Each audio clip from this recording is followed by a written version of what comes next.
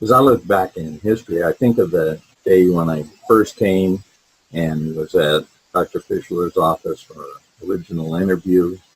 And I noticed there was a picture on the wall behind him. And it looked like a beautiful campus with all of these buildings and roads. And I looked out the window, and there are 3 buildings on the campus, potholes, runways from the old naval base that we now occupy, and instead of lawns, weeds. And I said to Dr. Fischler, wow, when is the campus going to look like that? And he said, never. We put our monies back into our distance programs. So we brought about 20 staff members out to our Las Vegas office and met with the state representatives from Nevada who reviewed our programs, and each one of our faculty who headed up a specific area of interest, such as administration or reading or special education, had to do a short presentation for the, I guess it would be the panel.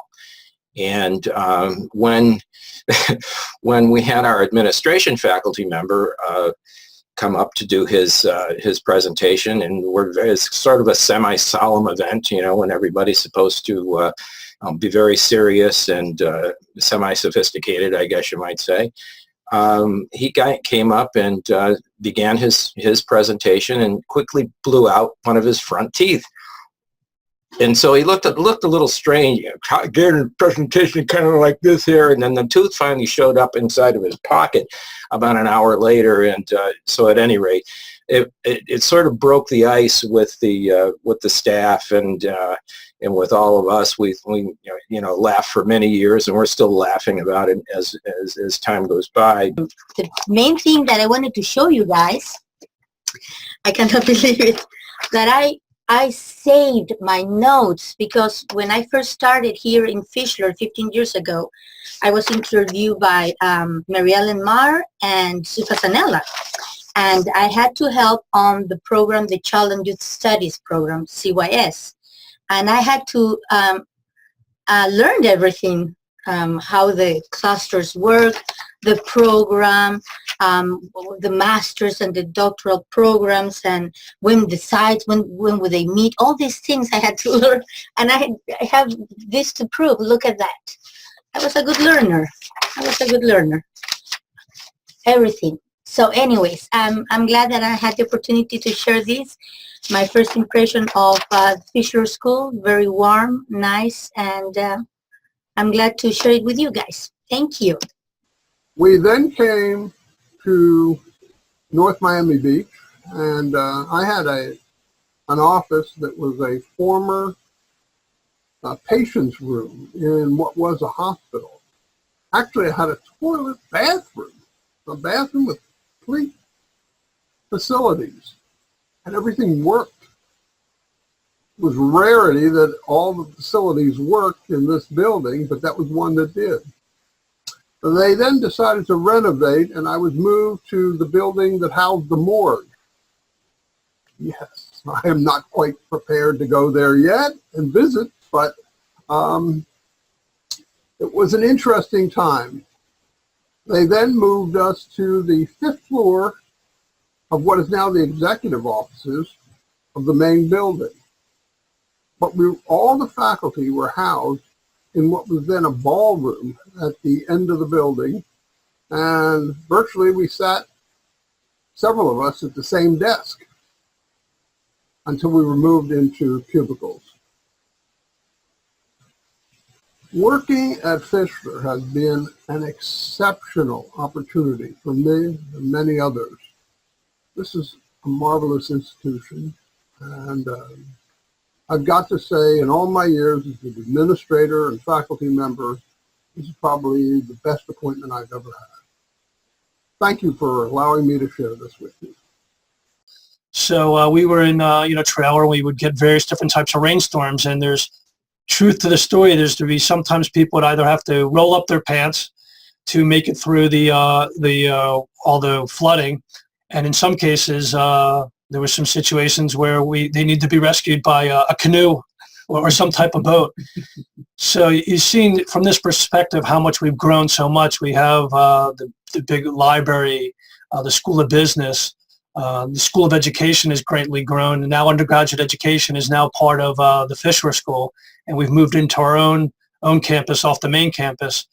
And all the different, in particular, that I've seen, all the student services offices that have grown, whether it be on campus or off campus, to be able to service all the many students. Something that I still remember about Dick Goldman, who was the dean of Nova University at that time, was called, is that he was a guy who liked to take people out to lunch, to discuss things, to talk about things. If you'd been to a conference, he would ask you to come out to lunch with him to discuss the outcome of the conference. And he cared a lot about his employees. But there was a place that you didn't really want Dick to take you to. That was Lum's. Lum's was known as the place where Dick fired people. So if you were invited out to lunch, the first question you would ask would be, where are we going out to lunch? Where are we going to lunch? We weren't very technologically advanced in 1992. And I remember writing my MARP, which is what dissertations were called, on my wonderful PC that I had just bought for myself that functioned at 12 megahertz. 12 megahertz. And I can remember, and I used a word processing system called WordStar, which was one of the first systems of word processing that was available. I wrote my MARC in WordStar, and I remember I kept each of the 5 chapters separate, because if I worked on a chapter and hit the save button, I could go to McDonald's and have lunch and come back, and it would still be working on it. One more thing from the then GEM program catalog, all 26 pages of it. The tuition at the time for master's classes in 1987, tuition $160 per credit, no cash accepted. Tuition for educators is discounted to just $105 a credit. All fees are subject to change without notice. And this is my favorite part. I don't know how I could have possibly overlooked this. The section on grievances. There's a whole paragraph on grievances, 2 sentences.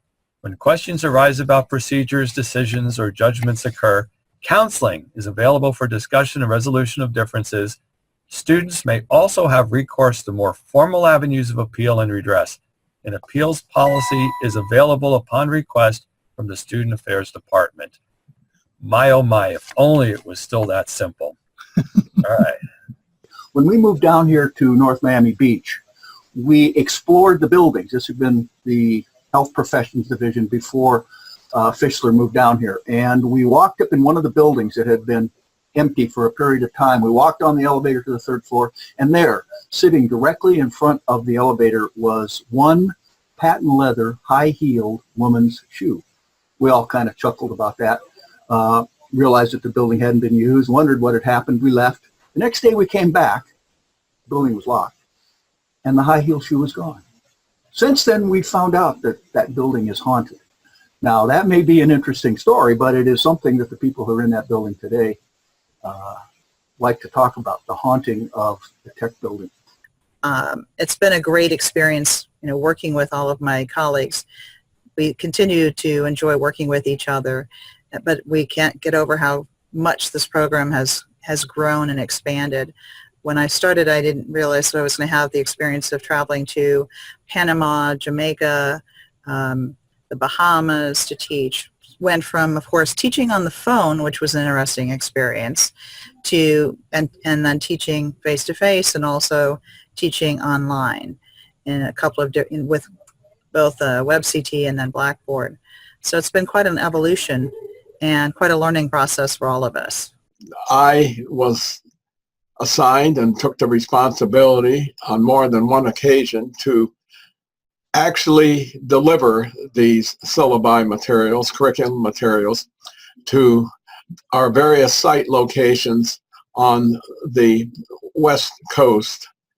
And at that time, it was pretty much places like Fort Myers and Tampa, of course, Orlando, Sarasota, and Bradenton.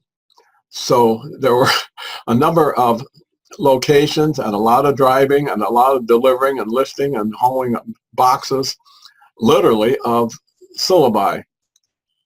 And of course, we've come a long way since those days. We started computer ed and computer application programs, and they became the largest majors of the GEM program. They even surpassed educational leadership for about 4 or 5 years. From that, I moved on to start the Doctor of Education online program. And I'll never forget, Dr. Fischler went to the other deans when John Chiliano and I came to him with the ideas for having a doctorate online. And the deans told Dr. Fischler, it'll never work, it'll bankrupt us, we can't afford it. And so Dr. Fischler came back to us and said, go ahead. So we did. And that's kind of the story of Nova University as it became Nova Southeastern University. Thanks for the time to share these memories. Sure. I'm Abe Fischler. I came to be a Dean of Graduate Studies and Professor of Science Education. And in '69, I became Executive Vice President. And then from '70 to '92, I was President and went through the wars of the university until it settled down.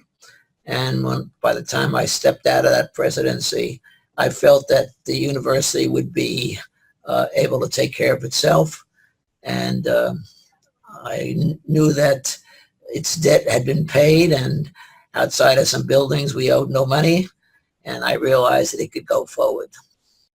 We created at that time in the late 70s and 80s national debates on whether distance education was valid or not.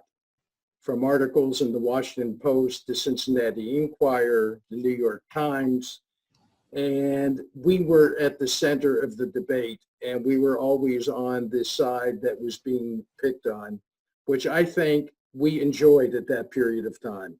We liked to be the little guy on the block that was being beaten up.